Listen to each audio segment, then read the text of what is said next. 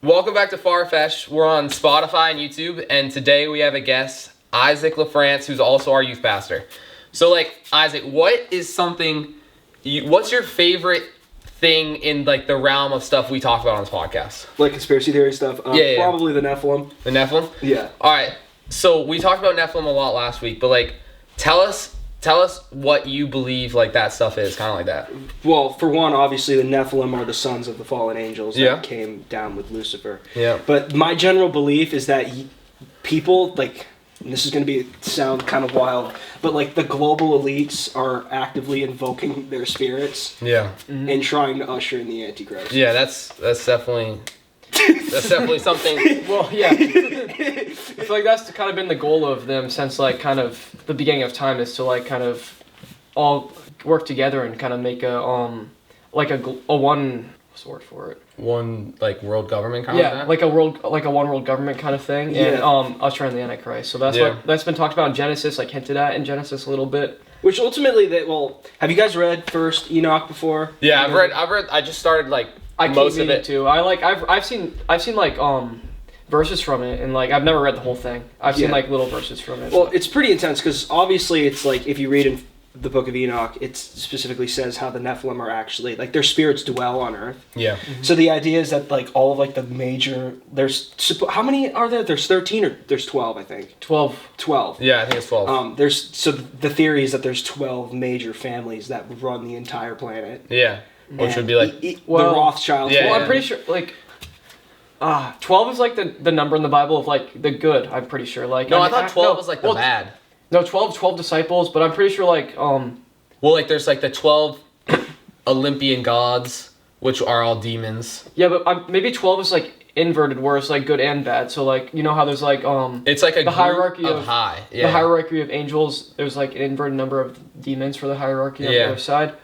But I'm not sure if 13 would be because 13 is considered the evil number because it's it disrupts the balance of 12. 12 is perfect. Right. In spiritual language, and 13 would disrupt that. So I don't know if there'd be 13 or 12 actually. I thought 12, but that's an interesting thought. Yeah, I can't remember, but the general idea is that each of these Nephilim, basically that there's 12 major families that run the world. Yeah. And each of them are in the lineage of the Nephilim. Mm-hmm. Yeah. Or even sometimes considered, some people say that they're actually genetically in their bloodline. Yeah. And ultimately they're trying to invoke their spirits, and the Nephilim are using them as conduits to actually act on Earth. Well, so you know how we as Christians submit our body to Christ? Yeah. And as the church, we become the hands and feet of Christ, and God works through His people. Yeah. The idea is that these people are submitting themselves to the Nephilim. Yeah. And the Nephilim and their spirits are using them as a conduit. Yeah. And ultimately, the Nephilim are obviously sons of the fallen angels, so they want to do the will of their father. And those fallen angels ultimately worship Satan. So I'm pretty sure the verse in Genesis is that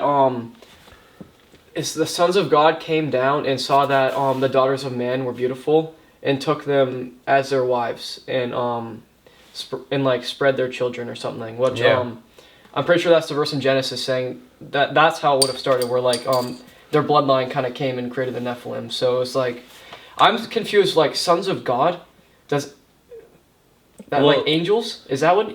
That's just weird to me. That the way they use sons of God came down and created something evil, the Nephilim. Well, it's I think what people refer to demons as is lowercase g gods. That's what they're referred to all over, non-biblical, history. They're all referred to as God. And all, the ancient gods, you'll, see that they're, you can look it up, their names, and it'll be, a demon. If you look it up in a religious thing, they'll be demons, you know? The Israelites used to worship Baal. Yeah, and that's a demon. Baal wasn't just some made-up god. Yeah. If you actually look into it, he actually is a demon. He's been in exorcisms today. He's one of the most common ones that fathers exorcise from people. Baal, what is he? Is he the demon of? I think it's lust. Is it lust? Yeah, I think it's lust. I think it's lust towards the side of homophobia. I think I'm wrong, but could be something like that. Yeah, I'm pretty sure that's what it is. And then, do you guys think that it's new? Do you think? Do you think demons are still coming down today and having kids with a woman? Like, do you think Nephilim are still getting born, or do you think that stopped a while back? No, I think that actually is. I think that stopped. You think that Well, stopped? he said, what was in Genesis? like- They said it. They're it like stopped, getting right? born, and then they were still after that. They were still on the earth. Well, were they still around when the flood happened? Like, were they wiped out by the Yeah, flood? that's a big, like, people thought. How like, could they still be around if the only people that were left was Noah and his family? How could they still be around unless they were descended from the Nephilim? So, from what I know, is that like angels only. I'm pretty sure there was only 13 or 12 Nephilim. They were the sons of fallen angels. Yeah. Obviously, I believe the Nephilim had children after that point. Yeah. But the Nephilim were not fallen angels. They were just sons of fallen angels. Yeah. And ultimately, yeah. So, but ultimately, the Nephilim are active, and you can get in contact with them, and they serve the will of their father. Now, the idea is that even though, like, you have all these different families that are trying to usher in the Antichrist, they're also competing against each other, because each of them want to be the one to birth the Antichrist. Like families, are you meaning like families of like big politicians around the world? Right. Big like a lot of them big companies. Yeah, a lot of them are unknown because Yeah. most of the people that are a part of that global elite try to keep their identity on the down low. Yeah. But, you know, I think the Rothschilds are considered. Yeah, I one think of those. that's. I've always like heard those were like. Was like the Clintons maybe? Is that one of them? I think that was one of them too. Also ties to like Netanyahu and Israel. Like they believe that they are invoking some of those spirits as well. Yeah. But ultimately, that the goal is to bring the Antichrist into the world. Do you guys think the Antichrist is in the world right now? No. No. Because I mean, he might be. We could not. I mean, we would have, as Christians, we would have like a feeling, like a bad feeling about the Antichrist if he were to come. Yeah. Like it does say that, right? Like we would know. Like we would have like a deep feeling inside of us that something's wrong with what's happening. Like So, if it were the Antichrist. It doesn't go into it too much in Revelation, but if you look at all like different writings of the prophets from Jeremiah, Isaiah, and elsewhere, there's certain indications that point that the Antichrist is going to mimic Jesus in his life in almost every single way. Okay. So he's going to come down. He's going to claim to be the Messiah, and which likely could, because Israel's still waiting for their Messiah. Yeah. Likely they're going to fall for it. They say that the Antichrist is going to do signs and wonders, but they're going to be more fantastical, more violent, right? Yeah. Because if we actually read the Bible, like the Israelites were waiting when Jesus came back. They wanted somebody who was going to be like a triumphant king to free them from Rome. And Jesus ended up being more passive and submissive and caring. Mm-hmm. And to which they just straight up denied him. Yeah. So the idea is that the Antichrist is going to come back. He's going to do signs and wonders, but they're going to be way more fantastical. Yeah. It says that his signs are going to be for all to see, which the internet's going to play a massive factor in that. So he's going to deceive many people. It also says that he's going to die and rise again, just like Jesus did. Now the biggest contrast is, like if you read the book of Luke in chapter 4, where Jesus is being tempted in the desert, Jesus denies the temptations of the enemy. Right? The enemy says that if you deny your God, I will give you all the kingdoms of the world.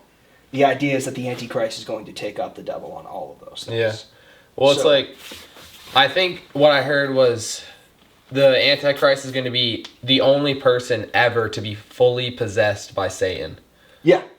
So essentially, So like, I think some point he's going to be born, he's going to be a regular human, and then at some point he's going to turn in, and maybe he's going to be born through a bad family. Was it like the way that, I mean, Jesus was born as Jesus? Like there was no like him becoming that, obviously. But do you think the Antichrist will be born like as like Satan or a form of Satan, or do you think he'll? So like Satan would become a human, just like Jesus became. Or maybe like Satan has. The Trinity's inverted for in a demonic way too. Is Satan, Lucifer, and then somebody else. I forgot his name. Shoot.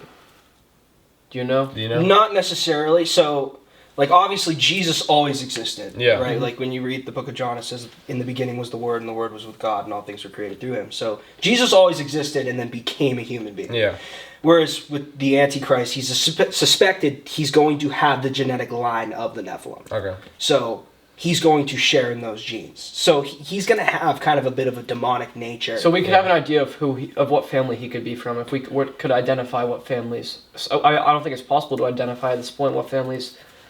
We can only guess what families are from the Nephilim, but we could possibly like know if he's from like one of those big families that. Yeah. That's generally the idea, is because he's going to share in that bloodline. And you think if all 12 families that are descendants of the Nephilim know that they're descendants of the Nephilim?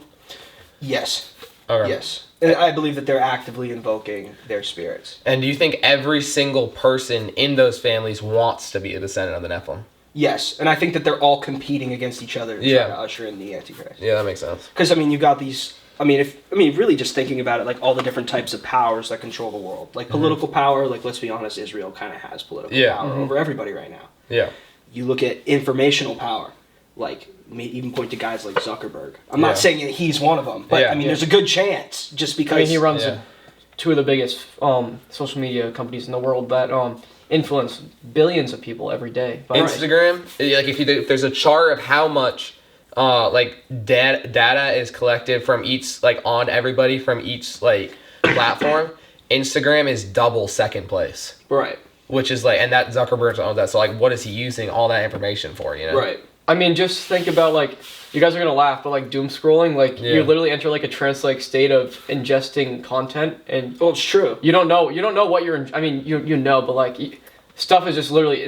You're not meant to ingest that much information and you don't remember. Like if you're doom scrolling, you're gonna remember maybe 2 interesting things you remember. You can hear like so many different things, but you're only gonna remember like barely any of it. But it's just like some of that stuff's just getting like imprinted in your brain without even realizing at that point, because your brain's literally melting. You're just going to a trance-like state when you're doom scrolling. I mean, I think the biggest reason that they do that is mainly to kind of numb us to the bad things that happen. Yeah. Right, because like what's the whole like goal of like the enemy is to normalize evil, right? To distract people from what is good. I mean, we're at a point now where it's like Epstein files release and we have like thousands of high A-list celebrity names that are on it. Yeah. And people just make memes about it. Yeah. Like nobody actually cares. Yeah. Like, children were sold, trafficked, raped, and people are they just joke about it. Yeah. And it's kind of like, holy smokes, like this stuff's actually working. Yeah. We're neutered. I mean, the fact that like our founding fathers had a revolution against England over a tea tax. Yeah. And now our government's run by pedophiles. And we're just like, that's ridiculous. We're doing what? Like, it's actually kind of crazy. It's kind of crazy to think about. So it's like, they're just normalizing evil. Right? Yeah. And it's like you see so many things of people doing bad. Like, you can scroll for like hours and you see so many things of people doing bad that when you go out in the world, it's almost like you said, it's normalized when you see somebody do that thing, you know? Exactly. I mean, I know people's Instagram feeds are just people dying. Like, I mean, it's like... It's insane. It's ridiculous. Yeah, it's like it's insane that that's allowed on the internet. I mean, I'm a big free speech guy. Yeah. And, like, I believe that it's like you should be able to say what you believe to a certain like reasonable extent, as long as you're not completely harming other people. Right. But I mean, that stuff's just like morally wrong to be being ingested by literal children. Yeah. Like, people since the time like I was in 8th grade, people were scrolling like showing me, oh look, this dude just got shot. Like, that is not normal for child development, and we're seeing the effects of that with the kids today, and like how they've been like acting different, more violent, and like suicides rate gone up so much. Yeah, just like, and people are just kind of neutered, like they're all pushovers now. Mm-hmm. You know what I mean? Yeah. Mm-hmm. So it's like, I mean, there's a general idea that like that is a Nephilim like goal, like that is a satanic goal. To have people just be like completely numb. Yeah, like have us numb to what is right and what is wrong. Because I mean, now, like, we used to live in a time where it's like there was such thing as like an objective truth. Like, wars were fought over philosophy and religion, and now everybody's just like, oh yeah, you can just make your own truth. Yeah. And now it's just like, well, where are we going now? Yeah. It's just like a distorting, like, because the reality is God created the world in black and white. Like, you have evil and you have good. And now everything's just like gray area. Yeah, that I heard someone say that on a podcast the other day. Like, that they really hit me, honestly. Like how true it was. Like how on the head of the nail it was. That just it's a gray area. There's very few like truly evil or truly good right now. Right, and the only way you can find truly good and like truly bad is by studying scripture or by looking to an external source for morality. But I think it's a demonic push. So whether Zuckerberg is in the line of the Nephilim or not, I think he might be. Yeah. Because he's definitely serving that type of demonic purpose, in my opinion. Yeah. People that are pushing social media. He has the most, I'd say, I mean, he could, if he was, he could have the most influence in the world right now, depending on like how he uses his immense power and wealth. Right. Yeah. If he's like, how he's like editing the way the algorithm works on Instagram and Facebook, and it's just like, he could be the most powerful man in the world. Right. Yeah. And then, I mean, then you got guys like, Meta, like, not Meta, sorry, like X and Elon Musk. I'm not super certain on where he stands. Oh, and he pushes AI with the whole, like, biochips that you implant. No, I think, if I were to guess anything that is coming soon that could be the mark of the beast, I'd guess a brain chip. That's what I think a brain chip? Yeah. Because it's an artificial mind that's, like, doesn't have a soul or... You can't let... with a cell phone, like, people thought cell phones were going to be the mark of the beast. And, like, I don't think that is, but, like, that's different than having something put into your head that thinks for you. You can find stuff at a snap of your fingers, and it's like we're not meant to have that again. Like, we're not meant to have this being able to look something up and figure out the answer to literally anything you desire, find anything you desire in seconds. It's like it's not healthy. Right. It's like you want to do like I feel like needing to go and like search for the knowledge you need and not just like pulling out your phone, like just looking it up really quick, like looking it out like on, and it just makes it so much easier. Like you're losing so much of your power to like think of stuff, Yeah, and the cell phones help so many people fall to sin in like ways that were not possible in the past. Right. For example, a young man falling to lust over these cell phones, which has not been possible in the past. Right. Because there was a point where you had to like really work hard to like you had to like find a guy who could buy you a magazine or something. Yeah. And like now it's like you can just say you're 18 years old and just get the average age of exposure is 9. Yeah. 9 years old. It's so terrible. It's so demonic. It's like it's so obviously by Satan and not by not by good. It's a cell phone. It's like I don't think it's the mark of the beast, but this is evil. It's like do you think a biochip is the mark of the beast? Like having well, that's like the big like that. Like I was like just looking at that, and it's like by 2030, the goal is to have every single person in America to have a wearable, and I'm never gonna put or I think it was like 95% of people in America to have a wearable. I will never get that, or let my kids get that, or let my family get that. Me neither. Yeah. I think that this is something that I've heard.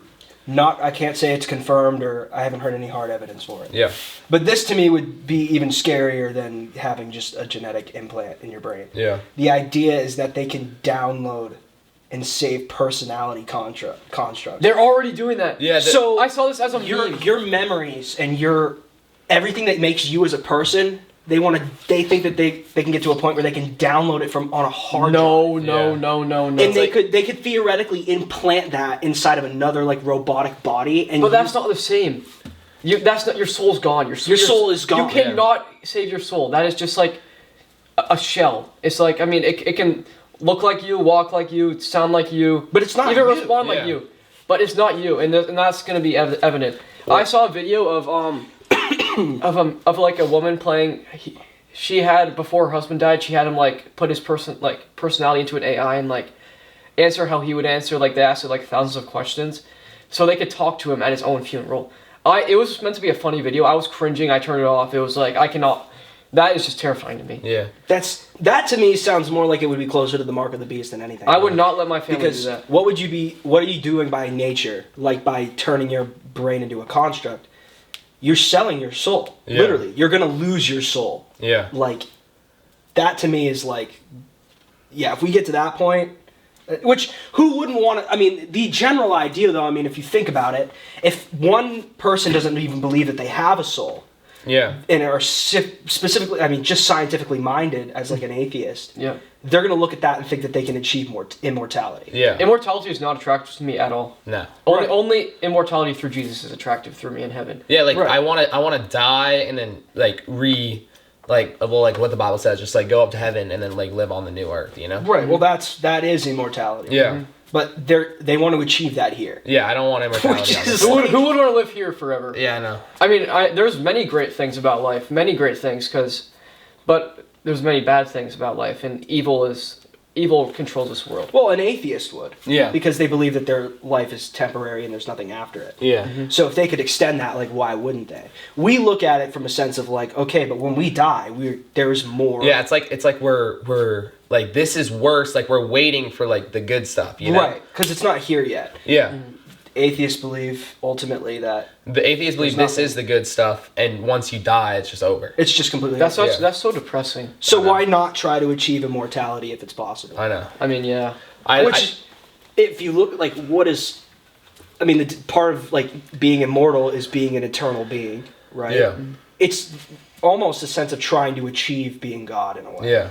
Yep. Well, I think I talked about this on the first podcast, but there's the story of this guy, and he was really good at making music, and he was like, everybody was like, you need to like keep making music, because it's like some of the best music we've ever heard.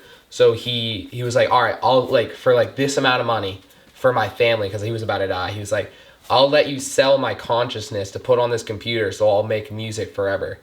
And I was thinking this, like, why would you ever do that? Imagine just like the state of like your consciousness being trapped, unable, just in between.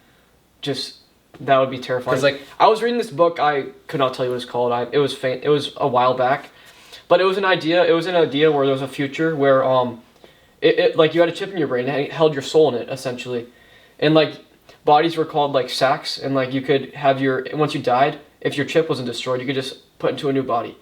And the way that you got punished in this book was that they would remove your chip and put it into a processor and multiply and make you experience time slower and torture you like virtually. Yeah. So it felt real for millions of years. That's how they would punish people for like committing crimes. Like they can make it feel like millions of years of torture, and it could happen in a minute while your chip was implanted. That book, like I love reading. I've read Stephen King books. I've read messed up books that like have like. But the books, they don't affect me. Like, I just like reading the books for the story and the idea of it. Yeah. That book genuinely messed with me. The one, like, about because it was so online with what I thought, like, the mark of the beast would be and what I thought, like, the Antichrist would bring to the earth. So. I think the Antichrist, like, is going to be a world dictator. Yeah. And everybody's going to worship him. Because they're going to think he's God. They're going to think they're going to like him as a dictator. So, what percent of Christians... Like, do you think it's possible you would fall for the Antichrist? No. No? No. I mean, I can't speak for everybody, but I can speak for me personally. Yeah. Like, when somebody assesses their own faith as a Christian, there's one of two ways that faith is grounded. One, you can feel the presence of God moving in your life. Yeah. So it's more or less a basis of feeling. Yeah. And then two is just being convinced by evidence. I tend to land in that second pool. Yes, I've felt the presence of God before, but ultimately the reason I'm a Christian is because I've been persuaded of it. Yeah. So I think the evidence of Christ is completely there. His life, death, resurrection. Yeah. I think just logical evidence for God is there. Yeah. So it would take a lot for me. Like, I don't know what the Antichrist would have to do to convince me, but I don't think he'd be able to. Gen Z is the Gen Z generation is very practically minded and like They like think in like probability wise, where like you have to be convinced of something being real. You have to be like proven like statistics and like, like you need like the evidence. They want to see the evidence. That's me. Like that's me as well. Like I have felt the presence of God in my life. Like Vineyard Camps most prominently. Yeah. I mean, just I've had experiences there that like I have known with all my heart that Jesus was real and God is real. Right. And the Holy Spirit is real. But I mean, the experiences fade. There has definitely been dark times in my life where I've questioned God being real, but it's probably been 3 years since I've, in my mind, questioned God's existence. There's been times when I haven't lived my faith out the correct way. Yeah. Right. And like I've fallen to sin endless times, and but I always come back and like repent. So it's I think ultimately, as far as the Antichrist, I don't think I would fall for him. I think there's going to be a lot of people that do. Like, what percentage of people who call themselves Christians do you think are going to fall for the Antichrist? And this is just your opinion. Like, we're not going to, like... I'm going to say at least 30%. I think primarily the churches, like the super mega, like, hyper charismatic churches that are all about like the feels are going to might get caught up in the signs and wonders of the Antichrist. Even though I would never become one, but I think churches like the Roman Catholic Church are going to be the ones that aren't really going to be persuaded by it. Just because they're way more logically thinking, they're more scientifically minded, and like all these different things. I feel like they're just way more of a grounded institution to where like if the Antichrist comes in, I actually think the Roman Catholic Church is going to be one of the strongest bases against the Antichrist when he comes. Okay, well, let's just think like statistics here. Okay. I think I'm gonna double check a fact. Okay. I'm pretty sure it's 1.5 billion people in the world identify as Christians. 1.5 billion? Yeah. Let's see. That's like 3% of. Shoot, I have mistakes. No. 30% of people in the world identify. How many of those are practicing though? Yeah, that's what I'm saying. Yeah. 2.3 to 2.4 billion people in the world. Okay. So you're really close. Yeah. But so let's say half of those are just people who like believe in God but they don't practice their faith at all. Like I have many friends who are like, oh, I believe in God, but they don't go to church, they don't read their Bible. Yeah.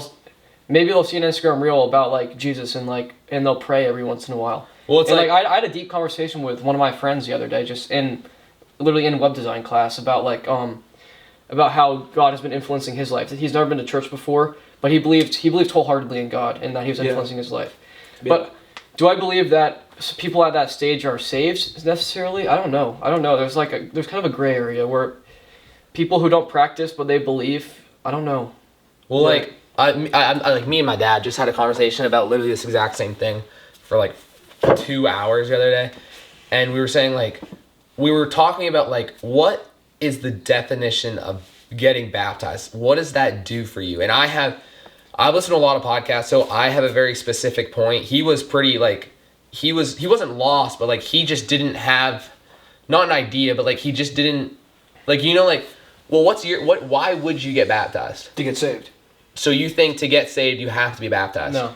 I believe, generally speaking, for the average believer, yes. Okay. But I also believe that God can work outside of that. So, theoretically, if you say, oh, yeah, I want to be Christian, but I don't want to get baptized, well, Jesus told us to get baptized. So if you don't, you're just being disobedient. Yeah. So being obedient and having a submissive heart is generally the requirement. So if Jesus says go and get baptized, which he does command us to do, by not doing that, I'm just directly disobeying God knowingly. Now, obviously, if I plan to get baptized, I haven't been baptized, but I'm planning to, and then I get in a car crash and die. It's not like I'm going to hell. Or your wicked old age, and you haven't been a Christian your whole life. You've been a pretty bad person, and then you submit to him. You truly find God, and you just die on your deathbed. You're gonna go to heaven because the only person in history we know of that went to heaven was obviously Jesus, but then also the man next to Jesus on the cross. The thief on the cross. Because that's the only person Jesus or God told them to, you are going to go to heaven. He definitively told them that. Yeah. So it's ultimately, I think it's not necessarily the act itself that saves you, but you ought to be obedient. So your obedience to God is what saves you.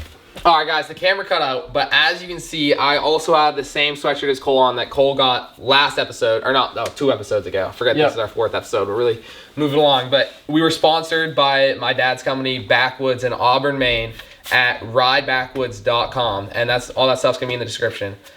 But we wanted to talk about aliens with Isaac Lefrance. So, what are your thoughts on aliens? So, I think aliens could exist. Okay. But I've actually got a question for you guys about aliens. Okay. If aliens are real, would Jesus need to exist on those different planets in order for them to? So this is kind of a wild question, but obviously that's a great question. We had Jesus come down, right, die for sins, and give us the good message, but for some planet billions and billions of miles away, even if they have humans or just other aliens, did Jesus have to be incarnated separately on that planet? Okay. Well, so then get killed and go through the whole rigmarole? My opinion is, I think God, oh my gosh, I think the Bible's around, I believe that the earth, I'm a long earther. I believe that the Big Bang was how God created. I agree. Because he said, "Let there be light," and then that sounds like a Big Bang. So you believe in evolution? Yeah. Me too. Okay, yeah. But I don't think the first human was like it was a monkey, and then there was a human, and then that's how we like, and then God breathed life into like the little monkey child, and then that was a human. I don't believe in that, but like I think the Bible is around it exploding from the earth. Like I think the earth was the center. I think the earth is the center of the universe. Let there be light. And I could be completely wrong about that, but then that would mean that the Bible or whatever the book is called in this other planet. This is my thing. That's why I don't think aliens exist on other planets. Okay. Well, but like I want like, because if aliens did exist on another planet, we wouldn't know they exist, and they wouldn't know we would exist. They would just know that there was life on this planet, because they're like say they shined a mega telescope on our planet, they would just see dinosaurs walking around, because the light years like can't travel that fast, you know? right. Yeah. My thing is that let's start at square one for a second. Okay. Here. Do you guys think that there's like the infinite universe theory where like it's infinitely expanding? Yeah, or like, and also that there's an infinite number of realities for every reality. Okay, I am the least educated on this of all time. I have no idea, so you guys need to enlighten me Well, on this. I do think the universe is ultimately expanding infinitely, but that doesn't mean the universe itself is infinite. So like theoretically, if you were to like pause time right now, It would stop. you could reach the But what would end. be the end? I mean, What's at the end of the universe? Well, that's impossible to know. I mean, that is fair. So my thing is that if it's impossible to know, we can't comprehend infinity. We can't comprehend the end of the universe. So. Right. Well, like, okay, so it was all black when Jesus said, "Let there be light." So maybe that light's still expanding, and then it's just all black. There's just nothing there, you know? well, that's the general. But the thing is like, But even black is something. if the universe was completely infinite, and this is like what a lot of like atheists used to argue way back when, they used to argue like, because obviously Christians would ask like, oh, how is there something rather than nothing? Yeah. Right. Science has eventually found out that there was a beginning to the universe at some point in time. Well, so the argument was that the universe always existed, and the universe is eternal. Yeah. So like the world has always been here. It's like, well, that's not true. The universe had a 13.8 beginning. billion years. Right. The universe had a beginning, but nothing that has a beginning, like everything that has a beginning, has to have an end. Yeah. Right. Except for God. Except for God. Well, but God doesn't have a He beginning. didn't have a beginning. God doesn't have a beginning. Well, no, I meant he's just outside of that altogether. Right. Well, he's like Right. outside of time. He's with you right now. He was with you last week at the same time that he's with you right now. He's with you in a week from now at the same time he's with you right now. Well, I don't think. Yeah, oh my gosh, I don't even. It's so confusing. I mean, to even say the words like "when" implies a time, and like all these different things, you can't even use these words when describing God, because God is not bound by those definitions. Mm-hmm. But so the universe has had a beginning, which means it ultimately has an end, because nothing that can start, like everything that has a start, has to have a finish. Yeah. Otherwise, because ultimately, if it doesn't have a finish, that means it also had to never have a beginning either. Wait, so God's gonna create the next world. So once this world ends, he's gonna come back for 1,000 years, right? Yeah. And then we're all gonna go up to heaven, and then isn't he gonna make a new world? So ultimately, like the heaven that we know, like when we all ascend into heaven, that's not our permanent home. So it's only temporary. Heaven is going to come down to earth, and God's going to prepare the world. So that has a beginning. So is that also going to have an end? No, because God's recreating it without end. God has always existed. He's the only eternal thing. Mm-hmm. Yeah. So if ultimately, when you are a part of heaven, like how is heaven ultimately described? It's being completely one with the Father. So the Father is an eternal being. God is an eternal being. So if you're one with the Father, it by definition can't have an end. If the Father is present. So if the Father ultimately brings heaven down to earth, right, to the physical world that we're standing on right now, if the Father is present, it's eternal by definition. So you think it's going to be the same physical world? Like, I think so. Yeah. So like so but it's just going to be completely reshaped and like it's going to be what God intended it to be, right? Like the Garden of Eden was intended to be perfection. the Garden of Eden everywhere. I think that's generally the idea, because that was God's perfect design for humanity, and then we screwed it up. Well, like wasn't like, you know how like there's a tree of knowledge of good and evil. Mm-hmm. We didn't, which implies that we didn't know what good and evil was. So do you think we were ever going to be able to eat that eat the fruit of that tree without sin if Adam and Eve hadn't originally done that? Would we have done it eventually? Yeah. Yes. Okay. Yeah, absolutely. Yeah, that makes sense. How long were Adam and Eve in the garden before they ate of the tree and good and evil? Because they were technically they were immortal at that time because they hadn't death hadn't been entered into the world yet. They hadn't left the garden. Right. Because they were one with the Father. They could have been there for who knows how long. Well, I think that's why I don't know how people are exactly like Well, doesn't the that's why I don't know how people believe. Didn't they die at like 900 something years old? Yeah, but that's 900 years from when they left the garden. The garden. Yeah. Okay. So, Because decay didn't exist in the Garden of Eden. Yeah. So like they didn't start like aging and decaying. Well, let's assume they entered the world at their peak physical condition and time, which is 25 years old. Yeah. Okay. That's when your mind is fully developed before it starts to die. Your mind starts to die at the age of 25, slowly. That's when your body's at its peak.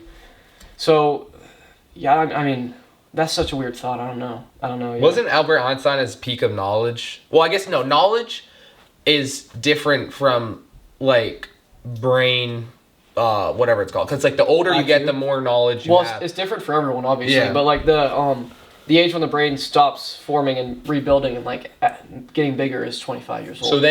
So it just starts decaying at 25. Yeah. You start going downhill. Yeah. You can attain more wisdom. I mean, you obviously, like, some of the smartest people in the world are 70, 80 years old. Yeah. Right. It doesn't, I mean, you can still be a genius, but it's going to be harder for you to learn new skills, retain memory. Yeah. Right. I mean, but some people, obviously, are outliers, and they can remember, like my grandpa can remember, I actually interviewed him yesterday for a school project about the 1960s, and he can remember stuff like what color the rims were on his first car, and He could remember that? he can remember the engine that was in the car. He can remember what the guy looked like, who he bought the car from. He can remember his name. He remembered everything he said. It's like, which is ridiculous. Like, I can't remember stuff from like 3 days ago. I can't remember what I ate for breakfast this morning. Well, it's like this guy was he took a test on how good his memory was, and he was below average. So what he did is for 1 month, he didn't look at one screen. And he was the top 99% of people after that in like his memory.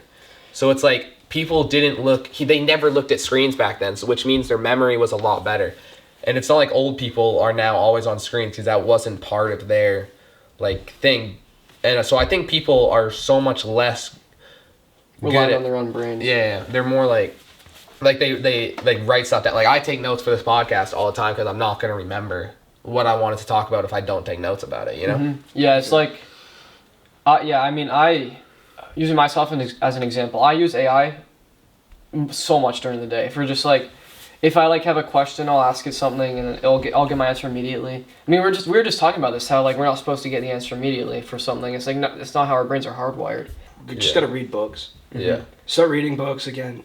Kids. I'm not reading books, guys. I'm not lying. I read every night. Okay, good. Yeah, I read my fun book in the day, which is the book I just want to read, and then I read like when as I'm going to bed, like that's when I read the Bible. I think most people read the Bible in the morning. But I try to read 2 to 3 chapters of the Bible every night. Yeah. I haven't been reading fiction lately. Yeah. I've been reading like a lot of like nerdy theological stuff. My favorite thing to read is historical fiction. Historical fiction. Yeah. I'm all about like Thomas Aquinas. Yeah. I love horror books. It's like you're a horror books guy. Yeah, I mean, I wouldn't go as far as like I wouldn't say horror. Maybe I would say more like thrillers. Like my favorite book of all time is The Green Mile. I love The Green Mile. Have you read The Green Mile? No, I've seen the movie. I'm yet to watch the movie because it's so sad. I don't want to ruin the book, but I've heard the movie's better than the book. So it's so sad. Yeah. I've got to watch it, but I absolutely hate horror stuff. Horror movies, horror books. It's just not really my thing. I just don't like it. Mm-hmm. Like watching a horror movie, like as a group of friends is fun because you're just talking the whole time and it kind of takes your mind off it. Mm-hmm. I think Cole hates watching movies with me because I talk the whole time during a movie. The Village. That was I don't know if you guys watch The Village. My opinion, one of the worst movies of all. I'm just kidding. Okay, well, I tried to show him, Molly, Shiloh Asher, Tucker, Iris, and Elsie, and Silas a movie. Name drops. Yep. It's called The Village. I don't know if you've heard of it. It's by, I don't know how to pronounce the director's name. M. Night Shyamalan. M. Night Shyamalan. Yeah. He's a great director. I love his movies. The Sixth Sense. I love what the heck's the Mel Gibson one. I forgot what it's called. That's okay. Anyways, I'll remember. If I remember, no, it's whatever. But anyway, I tried showing them that movie. It was a masterpiece. it was one of the greatest movies I've ever seen. The way they tied everything together, and like how you were in confusion pretty much the whole movie, and then the absolute morons in my friend group, they didn't understand what's happening. They were just like, dude, their brains are just melted from scrolling YouTube Shorts all day. It's like watching movies with like dumb friends, like the worst. Yeah, I was watching Passion of the Christ with a bunch of my guys at our men's group one night, and there's a specific kid. I'm not gonna say your name because I don't want to blast you, just in case you somehow watch this. But during this scene where Jesus is literally being raised up on the cross, and he's all like, "Father, forgive them, for they know not what they do." Like, everybody in the room is crying except for one kid who's just cramming popcorners in his mouth. I love popcorners. And he's like crunching them super loud while Jesus is like pleading for the forgiveness of those who are killing him. And he's just like I don't know. In those type of situations, like, there's like a very small part of me that just like is kind of uncomfortable, and like not that specific situation, but like in movies like dude, that. I wanted to, like, I was tolerating it, but his buddy wanted to punch him in the face because he's like sitting there crying, like having this like breakdown watching Jesus die, and the guy's just like, "You want some popcorners?" He's just like, get out. Where do we started talking about aliens? Should we get back to that, or? Well, I think we totally just got sidetracked. Is that gonna get cut? No, we're gonna keep it's that. kind of interesting. Yeah. Okay. So like, if we want to get back from the aliens, I think aliens are okay. I think I had this new opinion pretty recently, and it's not what I believe because it's not what the Bible says, but I think it's a fun theory of what they could be. So when the flood happened, this is something I really know. When the Tower of Babel was being built, you know how like the flood happened and that like. Right. So I think it was there. That wasn't the only really advanced civilization. I think that was actually one of the lesser advanced civilizations. Like the pyramids were built before the flood, and like all like South America stuff. I mean, the pyramids are still like an anomaly. Yeah. You go to Argentina. They're discovering these megaliths every day. Like I want to go to Argentina so bad and see Machu Picchu, and that's in Peru, isn't it? Yeah, Peru. I'm sorry. Yeah, you'll figure it out one day. It's in Peru, but you go to Peru and you see all these megaliths. It's like people are discovering them every day. People are like developing land over them, paving them over because there's so many of them. Yeah. It's like there was clearly a giant civilization in Peru that was extremely advanced, like 3,000 years ago. So I think God was like, okay, you guys can't be here anymore. And so he had the flood happen and he only let Moses. And I think the demons warned people, like, okay, I don't believe this, but this is just a theory, okay? So the demons warned them that this was going to happen. Like, okay, so one thing I did learn is demons can't predict the future. They just have they're wicked intelligent. Very, very smart. intelligent. Mm-hmm. But they can't predict the future. So I think they had a really good guess, and they told these civilizations to build something that could go underwater. And so something that is facts is they're these huge, well, at least I believe, there are these huge things in the ocean that are USOs, which is an unidentified submerged object.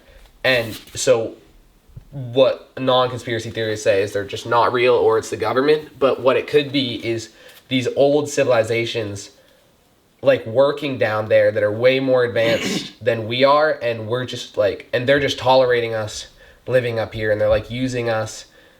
Like that's like the descendants of the Nephilim kind of, like, and they're trying to get a one world government that they can control, you know? Well, the ocean takes up so much more of the earth than land. It's like, pretty sure ocean is what, 74% of the earth? Yeah. Well, and we've also only discovered like 10% of it. The ocean, it's like 4% of it, I think. The ocean is less. Thought it went up, we know less about the ocean, the deep sea, than we do about space.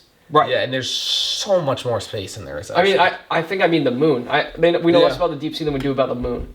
I don't even think it was the moon. I think it was our solar system. Yeah. We know more about our solar system than we do our freaking, because we have the Hubble Space Telescope that can take pictures millions of. Well, it's like, but it's so crazy. The deep sea is almost more uninhabitable than space because the pressure down there is like, it's impossible. if you're out of it, you're gonna get flattened to like a little tiny ball this big. If you can even make a submarine that's strong enough. I mean, what was that? What was that submarine that got crushed? Like it wasn't even that deep. That was like 2 years ago, right? The Blue Origin one. Yeah, it just got completely. Yeah, well, NASA originally was exploring the ocean, and then they switched their name to NASA, and they started exploring the space.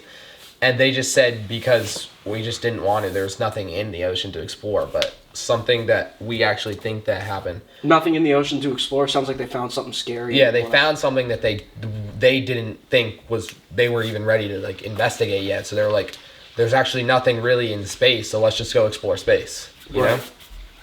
Because if we figured out there's nothing in space. Well, yeah, but not nothing, but less than the ocean, which would like because if we realize we can see space, we cannot see the bottom. Well, ultimately, it's like almost everywhere we look in space, it's like there's no planets that we know of that could inhabit life. I know we have solar systems that we've seen that could potentially, but there's nothing guaranteed. There's nothing guaranteed. There are definitely creatures in the ocean. Yeah, there's that are undiscovered that we don't know about. Yeah, and they're weird looking. They're messed up. When I was little, I remember I was reading like one of those like bottom of the ocean books with like the picture books, and I just like had nightmares of one of the fish for so long. It was like it's like I did too. Yeah, dude, those things are terrifying. Like the ocean, like there's so many caves. Like I don't think the Mariana Trench is the deepest thing. Like I think it's the deepest thing that goes straight down, but there are caves at the bottom of the Mariana Trench that go deeper. Yeah. Really? Yeah, like way deeper. Like I thought you were saying that like you thought there was another deep crevice, and I was like, our sonar is advanced enough to know like no, I don't think we can see the bottom of the ocean, like all the indents and stuff, Yeah. which is like part of the reason why I was like a little bit skeptical about like there being civilizations down there, because our sonar is very advanced. Unless they found a way to like combat it with like protection sonar or something, which I believe could be possible. Yeah. Like a technology that could be possible. Well, that's like But would these civilizations that you're speaking about be human? Yes, and if so, then how the heck are they surviving the immense weight of the water down there? Well, I think like if they were advanced as we are, enough, yeah. Then when the flood happened, I think if they had, they might have been. They're advanced in different ways than we were. But they might even be more advanced because theoretically, like if you believe in the old Earth the way I do, and that the Earth is 400 million years ago, humans would be around. Right, and then God did a hard reset about 5,000 years ago. So if they had, basically 400 dude, like millions and millions and millions of years to develop. Yeah. But isn't they would like be millions of years ahead of what we are. For genealogies, can you trace genealogies at least back to when Adam and Eve came out of the garden? Isn't that like not disputed really? You could trace. Well, I think it's Moses. I think we go back to Moses because Moses was the reset. Because Moses was on the ark. You mean Noah? Shoot, I'm so stupid. Noah. Yeah, that's what I mean. Yeah, so Moses split the Red Sea. Yeah, that's what I meant. So, actually, I wonder where the point is because I've read the genealogy and tried to piece it together myself to see like if there's a point when like there's a gap in it. Yeah. And I'm pretty sure I couldn't find the gap. Maybe I messed up, but I mean, it can be confusing sometimes. Also, like the Book of Genesis is often like debated on whether or not it should be taken as a literal text or a metaphorical text. Which I think because the idea is that I think it's generally considered that Moses wrote it. Yeah. Which is like thousands and thousands and potentially millions of years after the creation of the earth. Yeah. But I mean, if he got his evidence from like words from God to write that, so I believe him. Yeah, I think if it's in the Bible, I think God. But was it literally speaking? So like when it talks about the world being created in 7 days, was it literally 7 days? No, I don't think the word for the Greek word for era and the Greek word they used for day was the same as era or something. I forget what the word was. It was like so it was also could be translated as 7 eras. Yeah. Right. So and an era is just like it's an era of time. It could be any amount of time. So I think the idea is that like God used evolution as a creation process. Yeah. Like he set it off and then did the domino effect and he moved through that. I think that's what some people think. God and nature work together. Right. We have seen there's obviously miracles in the Bible, but I mean the resurrection obviously could not have been worked with nature and God together. But God works within nature almost all the time, almost like exclusively. Yeah. Right. And science, if you research true science always ties back to what the Bible says. Right.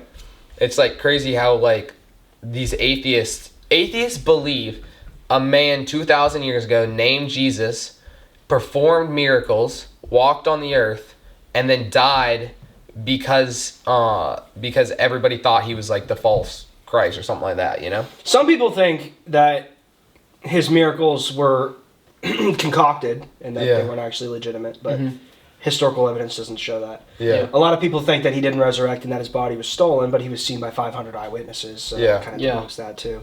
But a lot of the Jews think that he was just a guy who was a blasphemer, claimed to be God, and died for his blasphemy. Yeah. But so Jews today, do you think they just explicitly hate Jesus, or they just they definitely they do. Islam respects Jesus a lot more than Jews do. Yeah. I mean, they look at Jesus as a prophet, like a really good prophet, probably God's best prophet, but they still deny his divinity and kill anybody who claims that he's God. So. Well, Islam is interesting to me because I've listened to a couple podcasts regarding it, but it just seems like it just seems like kind of like they're flawed. Like there's I mean, obviously it's not Christianity, so it's flawed obviously, but there's just so many contradictions and stuff in the what's it called, the Quran? The Quran. The Quran. Yeah. And shoot, who was I listening to? And the fact that Muhammad married a 6-year-old and banged her at 9. Yeah. Yes, that happened. I never and Muhammad was in his 60s. Yeah, it's like. So that happened. Is Muhammad undisputably a real person who lived? Yes. Yeah. And But ultimately, the issue is it undisputed that he had at least some miracles, or was he just he didn't have miracles that we know of. So the thing is about Muhammad is, honestly, he's kind of on the same playing field as Joseph Smith, when it comes to the whole Mormon thing. Yeah, it's kind of. He shows up, says, "Hey, I have this divine revelation from God, and here's this message." Right? He gives us the Quran. Yeah. And people are like, "Okay, well, how do we know that this is true?" Dude, bro, trust. Mm-hmm. All right. New world religion. It's shoot. Do you think anyone thought they were the Antichrist at the time? When they're kind of gaining popularity? Did people think Islam was the Antichrist? Or Muhammad was the Antichrist? Do you think any Christians believed that he was the Antichrist at the time? No, because Muhammad never claimed to be on any divine level. He said that Jesus never claimed to be divine, and that Jesus was not divine. And Muhammad said that Jesus never said that Jesus was divine. Muhammad said that Jesus never claimed divinity, even though he literally. So what is the point of them worshiping him then? Why? They don't worship him. They just respect him. They ultimately believe that they worship the same God, the Father. So they do respect. They respect and venerate Jesus. So their big 3 prophets are Moses, who received the 10 Commandments, Jesus, and Muhammad. So do you think? This is such a weird. Do you think any Muslims go to heaven? No. What was it? What are those? Was it called a Catholic? What those meetings at? What are they called? Oh, ecumenical council. An ecumenical. Didn't they say in the '60s that all Muslims will go to heaven? And not all. But they believe that Muslims can be saved through invincible ignorance. What else? What are some other crazy things they said during those? I was wanting you to talk about Catholicism. Yeah. I mean. There's a lot of great things about Catholicism. Yeah, obviously. I think... especially when you start getting into it with the whole Muslim things. Obviously, the Crusades happened between the Catholic Church and Muslims like Saladin. When you study up on the Crusades, it was literally just Islam versus Catholicism. But as far as Catholicism goes, there's just in my opinion, too many contradictions. But getting back into the whole Catholic thing, the contradictions are kind of really funny. To the point, they're kind of hysterical to the point it's how blatant they are. Okay, wait. So explain the contradictions, because I really don't know anything. Okay, so the Catholic Church claims to be the one true church, right? That they're the first church that was founded by Jesus Christ, and they claim to be infallible.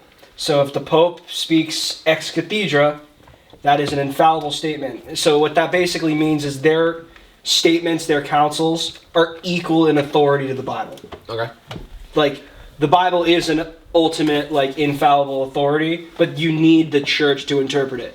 So, ultimately, they basically claim that whatever we say is correct and everybody else is wrong if you disagree with us. So, kind of the, during Jesus' times, the high priest, something like that, right? Generally, right. Yeah. But almost to a more extreme extent. Yeah. So, they basically say, whenever they host a council, whatever they bind in that council is undeniably true. And it's been bound in heaven. So, the issue is that they claim to be perfect in their teachings, even though they have massive contradictions. Well, one of the biggest ones is in the Council of Florence. If you guys know anything about church history, the Great Schism happened in 1054. where the Eastern Orthodox Church and the Catholic Church split. Yeah, Josh just was talking about that last week. Right. So right after that church split, the Catholic Church held a council in Florence. And they basically bound and said dogmatically that everybody that is not a Catholic, like in a part of the visible institution of the Catholic Church, you're going to hell. So Eastern Orthodoxy, damned. Baptist grandma, damned. Everybody else, damned. Okay, so do you believe that the Catholics are damned? No.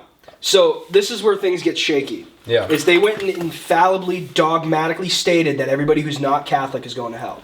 Fast forward like over 1,000 years to 1964, where they have the Council of Vatican II, and they said that even Muslims can be saved.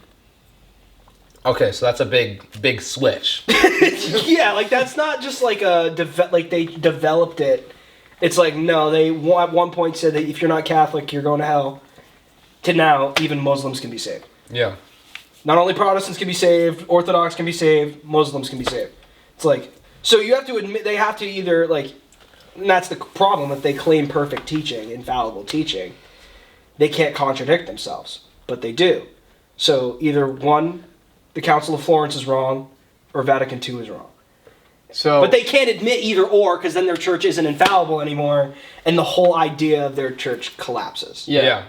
So, I don't know, I can't remember if this was said before or after it got cut out, but, in the podcast I listened to with Father Chad Ripker, he said that, the higher up you go in the Catholic Church, the more corrupt it is. Yeah. Mm-hmm. And he said that, most of, like, the bishops, the higher up bishops are, corrupt and, like, possessed by the devil. I think Father Chad Ripperger was actually a really good guy. Like, I think he believed anybody... Wait, what's your thought on exorcism? You think that happens? Exorcisms? Yeah, Yeah, they happen. all right, yeah. Yeah, they definitely happen. Yeah. Do you listen to any Sean Ryan? Not particularly. So- I have before, but... He had this really good guy, and we talked about him before, but we listened to this podcast, and it was all about this, like, exorcist, and his name was Father Chad Ripperger, so when we mentioned him, that's just who we're talking about. Mm-hmm. Yeah. Yeah, he also went on Tucker Carlson, I believe. Yeah. But, So he believes that, like, the higher-ups in the Catholic Church are, like, corrupt and satanic? yes. Okay. And, like, I forget... He had like somebody was gonna kill him. Like he believed he was from the higher ups in Catholic Church. He believed that it was possible somebody would kill him for what he said on this podcast. Mm-hmm. I'd have to look into that. I haven't looked into that side of it. From what I've studied, it's just religious communism. Yeah.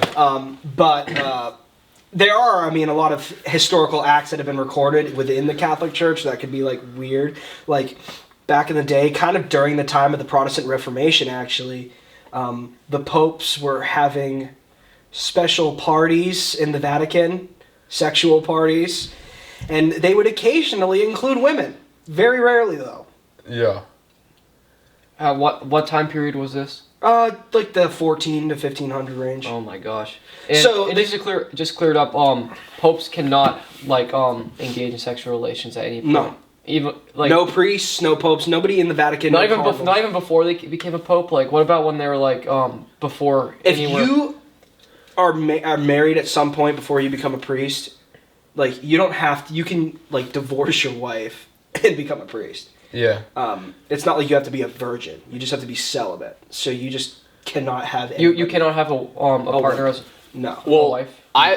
I used to have they weren't my really good friends, they were my older sister's really good friends, but they were all Catholic, and like two of her older brothers became priests, and they were like the way they had to live their life was so scripted to become a priest. It's like it didn't seem real to me, you know? Well, that's how they maintain control. Yeah. It really is just religious communism. How many of them do you think appear all perfect on the outside, but are still doing just as horrendous things as like regular people on the inside? Well, all priests sin.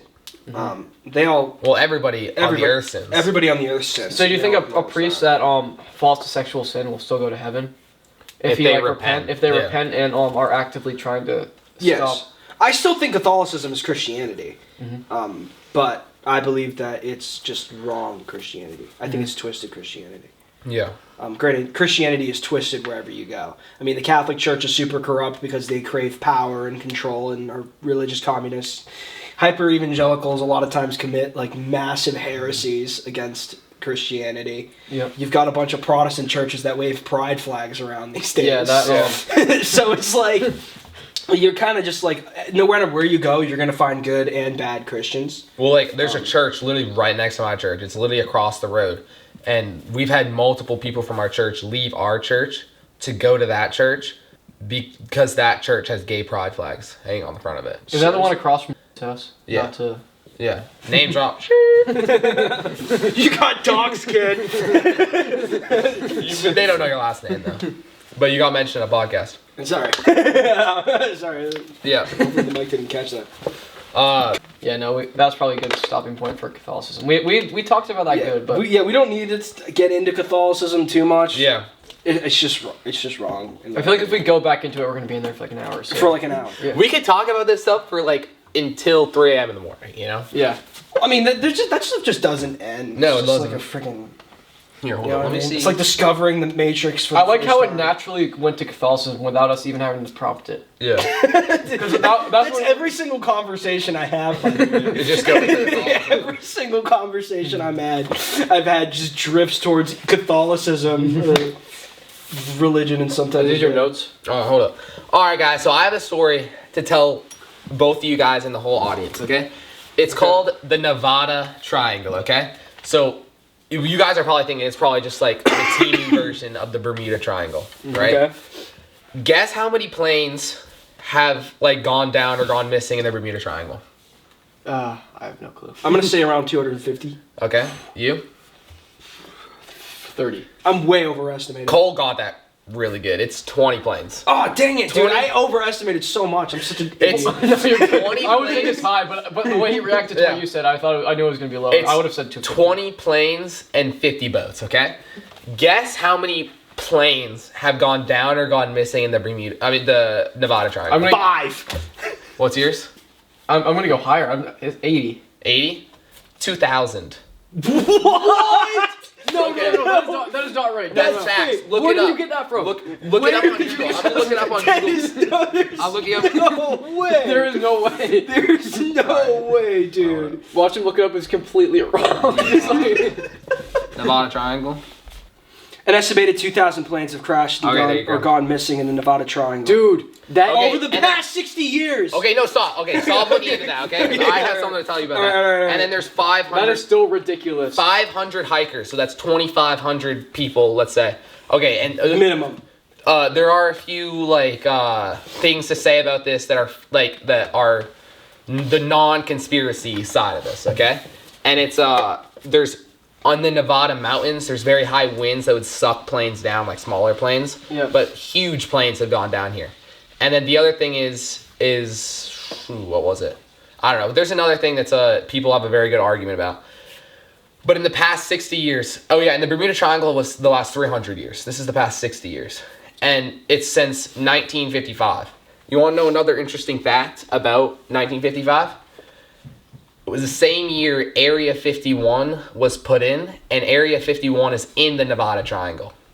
Well, that's just. I mean, how many of them are planes that wanted to fly over and see what was going on, and then got shot down, and no one found out about it because it's very secret. So I'm gonna tell you this story about this guy, and this is just one story. He is a world record. He has 61 world records. Okay, for flying a plane. He's the first solo person to fly a balloon around the Earth. First solo person to fly a plane around the Earth without stopping. Has the longest flight without stopping was 72 hours.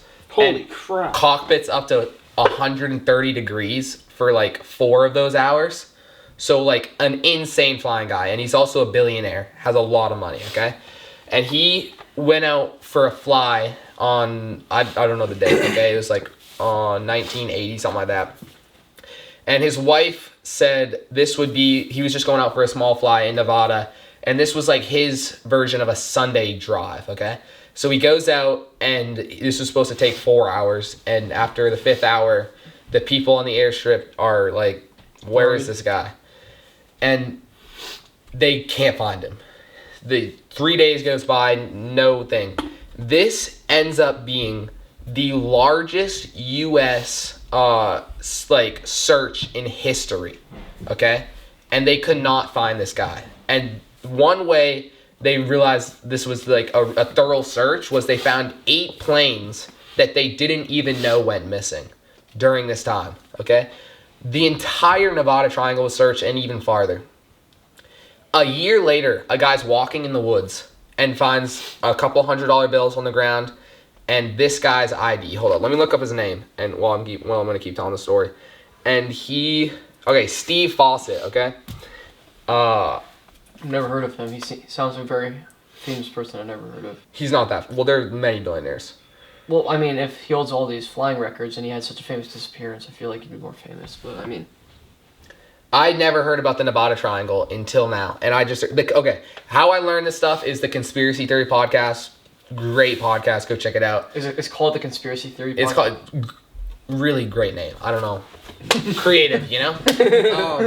But this guy, and they found Steve Fawcett's ID, and they realized that there was a plane crash right next to this, and it was wide open.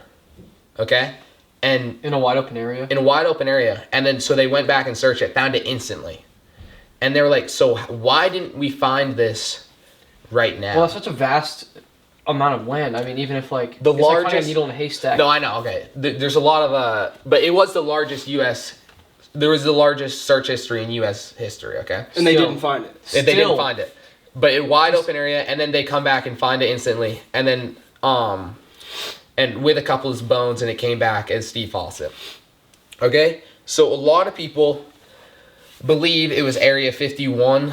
Because Area 51 has no limits of what they can do to people who trespass on their airspace. Are they not bound by the law in that type of way? No, they passed a law right when it came out that they can kill anybody who trespasses. And that's in the airspace too. So a lot of people think that if you fly over it, you're going to get shot down. Which his plane was 100 miles from Area 51. So it wouldn't be that close. But in terms of airspace, I mean how vast that area is. That's here. I'm gonna that number. That sounds like a huge number. That is pretty close to be flying to such a. Do you ever wonder? Yeah. So this is the picture of this. So it's got Reno, Fresno, and Los Angeles, or Las Vegas in it, and then Area 51. So I'm gonna pull up this picture on the podcast, right there. But so a lot of people think that it's okay. What are your guys' thoughts on time slips? Do you think that's a real thing? I listened to a whole podcast about it, and I do not think it's a real thing. You don't think it's a real thing? I don't think it's real either. A lot of people think it's a time slip area because planes will not get found a year or several years after, which it could be the. But if it's a time slip, how could vegetation just get grow over it instantly or something like that? But if it's a time slip, how could he be just bones and decomposed, and how could the plane? Yeah, this is another. It's just it's not like that. But again, no technological errors were found with this guy's plane. And a lot of stories have gone up. There's this famous YouTuber, his name was Kenny, and he went to near Area 51 and found this cave. It was called the M Cave, and people have gone back and seen it. So he commented on this video saying, so it was a video about Area 51, and he's like, I was near Area 51, found a cave, and it was scary. It was vibrating my whole body, so I ran away. And they were like pics or it didn't happen. That's what everybody said. So he went on his YouTube channel and posted a video of him trying to find it, and he didn't end up finding it. And everybody was he was like, I'm gonna go back and try again, okay? And this guy mysteriously dies in between those two times. So it's coincidence, maybe, I don't know. So this other guy goes and looks through where he was looking in the YouTube video and finds a cave that looks like an M, but is filled in with rocks. So he's Is it bad I want to go find this? Most people that go near Area 51... Okay, well, there's Area 51 good days that people just get told not to go there anymore. But usually if you go past where the security guards don't want you to go, you get shot. That's just where the fence is, right? There's... If you jump the fence, you're going to die. There's not a fence on a lot of parts of it. Really? It's not enclosed in a full fence. But they know they know the second you step in. Yeah, and so a lot of times people think that and then when this guy went to go found this closed up M cave, he started vomiting and hallucinating, something like that. And that's common side effects of carbon dioxide poisoning. Well, that's like Mount Sinai, how people experience weird time slips where they think Mount Sinai is that mountain, and I forget what the actual name of it is. Yeah. In the Middle East, but when they go near there, they're said to experience like time slips and like Mount Kalish. Is that what it's called? You're talking about that recently, right? Yeah, well, on the podcast I talked about that. Oh, really? Yeah. Oh, shoot, my bad. No, it's okay. But so you guys go back and listen to our episode about Mount Kalish. It was our second episode. Mm-hmm. Sponsored by That's Farfetched. Just kidding. But so that's brought up a lot of like, and then also I don't believe this because I'm a Christian, but it's the land of the dead is believed to be under Area 51, which is just like. But like pushing it. It's an Indian, it's an old like not Indian. Sorry, that's on me, guys. Native American tale. that happened. But I don't really. That's not really what I believe. But it's just an interesting story, and it goes into really deep. So I'm kind of at the point where I believe Area 51 is like just like kind of what they want people to have questions about Area 51 because they're hiding another base that really has all this stuff they're hiding. Yeah, I don't think Area 51 Area has 51's anything. a front. Let's be honest. Like, It's 100%. There's no there is no way that a government as intelligent as the U.S., which is the most powerful government in the world, would let us like have this much questions about Area 51. I mean, they might have had stuff there at one point. Oh, I definitely think that. You know what I mean? Like had stuff at one point. But once people start like freaking out and are like Area 51, it's like No, it's anyone on a world stage fully believes that like on the world stage people know Area 51 is just a front. I mean, there's obviously like military stuff there. They test stuff there. It's a military base. Like they do their stuff there, but like they would not let it be that publicized. And I think they make it so it looks like you can't get into it, so people keep on asking questions. You know, but really that's like there's something else. That's with all military bases. You can't go into them. Yeah. Well, like I was talking to my uncle who's a colonel, and I was asking him questions like about like UFOs and stuff and what he thought about that, and he has so many like he can't talk about like any of that really. He's really high ranked. He's higher than colonel. He's like shoot, I really should know this. Name dropping. I'm just kidding. Don't do that. I'm not gonna do that. But and I was asking him about like how all these like UFOs or UAPs have been caught flying near like all these military bases and doing like insane things like hitting speeds like Mach 10 and just like stopping, going backwards and speeding up like at a speed that shouldn't be possible with physics. Yeah. And I was like asking him, I was like, well, could all this just be the military testing a new technology they haven't released to the public? And I'm not even kidding you, my uncle looks at me and goes, and is like, yeah. And he can't talk about any of that. But dude, so wait, do you think that's the government testing new stuff? I think it's it's testing new stuff or like re-engineering an alien spacecraft? So my boss. Okay. I'm not gonna name drop him just in case this somehow gets to him. Yeah. Imagine it gets viral. Huh? Oh, it's getting viral. How crazy would that be, right? Yeah. He used to be name drop like he used to be he used to work in Air Force One. He was in the Air Force for 20 years. He was a lead engineer and he did 4 years under Obama and 2 years under Trump. Okay. So he got to see the president almost every single day. He got your boss? Yes. He like basically ran Air Force One. That is what? How have I never heard about this? Are you kidding me? Anyways, it's like I've like grilled him like about like the technology, and he was telling me that you have no idea how advanced like bullets that break the laws of physics, bullets that can do a complete 180 turn. Those exist? Those exist. So basically, they use some sort of magnetic AI technology. So the first round in your gun, it works as like a heat-seeking like a marker point.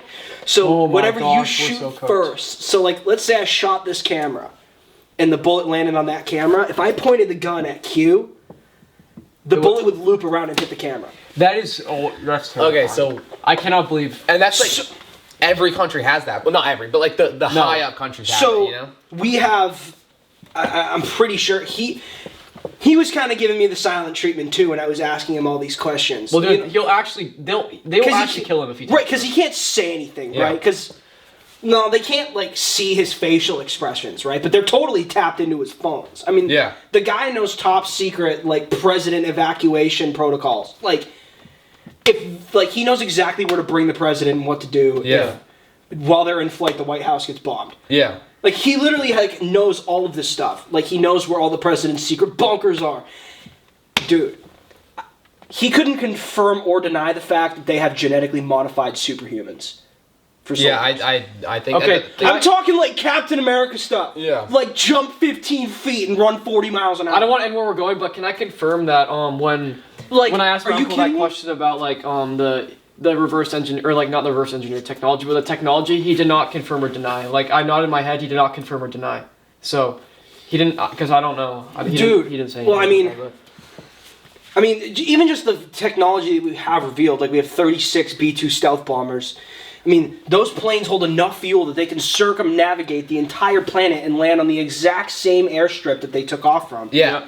And they can hold up to 5 nukes per plane. If you saw, and they're so undetectable. It's like we could blow up the entire planet. if you saw the most like advanced military aircraft, you would be like, aliens exist. Like you would 100% believe that humans could not do what that thing is doing. But we do. But we do. Yeah. Like a lot of people blame it on aliens, but it's like, dude, our government is like 35 to 60 years ahead technologically. Yeah, they like AI, what they released to us right now, they had 20 years ago. Right.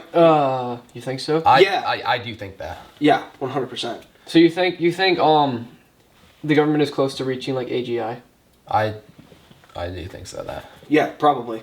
I mean, I think they have AI robots, like a humanoid robot that if they had sunglasses on could pass for a human. Well, the technology that they have for like they might live among us already. You ever consider that? I know this is that it's far-fetched, okay? That's a podcast. I'm gonna reference a video game here. Have you guys played Fallout 4? No, but I really want to get in. I've seen clips. So there's this group in that game called the Institute, and they create fake human beings called synths. So they kidnap people and make robotic humanoid clones of that person. So they're like not actually like conscious. They're just designed to think they are, completely AI powered. Mm-hmm. So like they'll kidnap your brother or your sister and replace them with a synth, and you wouldn't even know it. Yeah. You ever wonder if the government's doing that to you? I do wonder that. What if he's not real? What if you're not real? What if I just believe that's far-fetched? Yeah. When you said that, I just got chills. What if I'm not real? But I believe I never thought about that. Like, what if I'm not sleeping tonight? What if your brain is actually a digital construct of who the real Cole was? And at any moment, I could just be. They could like activate my brain to just kill you guys. Yeah. or you jump from there all the way over there. Well, here's the thing: they were designed to perfectly mimic humans, so their capabilities are that of a human being. Yeah. Mm-hmm. But they study human biology and synthetically create human beings. Well, I'm just taking a step back from that. Have you seen from what we've seen the technology where they can just like the face coverings that can change you to completely pass any facial recognition to look like someone completely different, and it is perfect. Yeah. And we know about it, so the government's had it for 20 years. If we know about it, the government's had it for 20 years. Yeah. And their versions of it are infinitely more advanced. Yeah. Than ours. Hey, but if the government's listening to this, we're just kidding. Like we're not actually. We don't. This is all a joke. Yeah. We don't know anything. No. We're just 3 white guys talking about average white guy stuff. You know. Yeah. Yeah. Exactly. Thank you for watching this episode of That's Far-Fetched. Thanks for Isaac for coming on. Thank you, Isaac. Yeah, no problem. My pleasure. So we'll see you next episode. Wait, guys, we just set a record. It's been a year since we started the episode, and this is our shortest distance between 2 episodes. This is our 4th episode. This is our 4th episode, and we've went 5 months. You've done 4 episodes in a whole year. Yeah. Well, it's hard for all of us to not do this at the same time. I get it. Yeah. But, all right. Yeah. Well, later. Peace out.